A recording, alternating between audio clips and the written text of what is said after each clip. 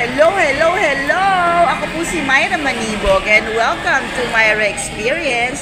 And today, join me in experiencing isang bagong samgyeopsal restaurant here in Mall of Asia. Ano panghalan nito? Wolwa Galbi. Wolwa Galbi Unlimited Korean Barbecue. So, samahan niyo ako! Ito ang binabalikan dito, yung kanilang soup.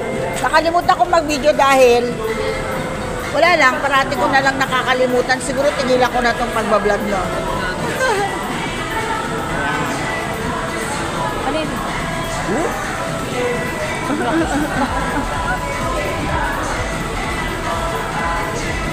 Happy birthday!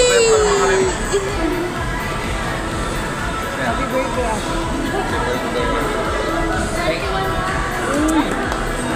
Sayang hindi nyo nakita yung mga side dishes. Ayan, may kimchi pancake, may kimchi, may japchae, may kamote cube, at saka ano pa yung ano nila? Cheese, oo, may radish. Ayan. Sarap naman.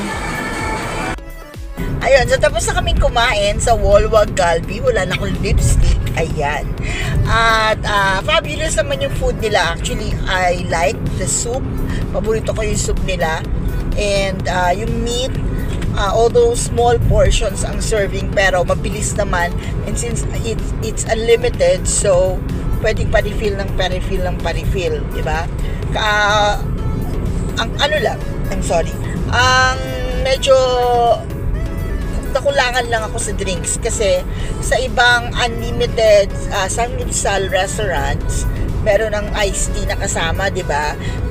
Dito water lang talaga, you have to pay an extra 150 kung gusto mo ng iced tea, and medyo expensive din sila kasi on weekdays 599 yung regular course, and yung kanilang gold course na merong cheese and additional 3 kinds of meat ay $7.99. Pero since it's Saturday today, 800 magkano? 849 yung kanilang gold course. So medyo expensive compared sa iba na 599, 699, di ba? Ayan. Pero masarap naman yung food, and syempre nabusog kami kasi unlimited.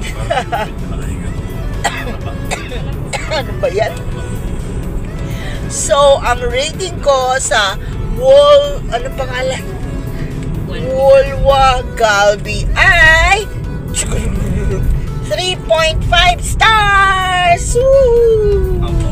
Thank you so much for watching Myra Experience, and join me in my next adventure. God bless you. God loves you. See you next time. Bye!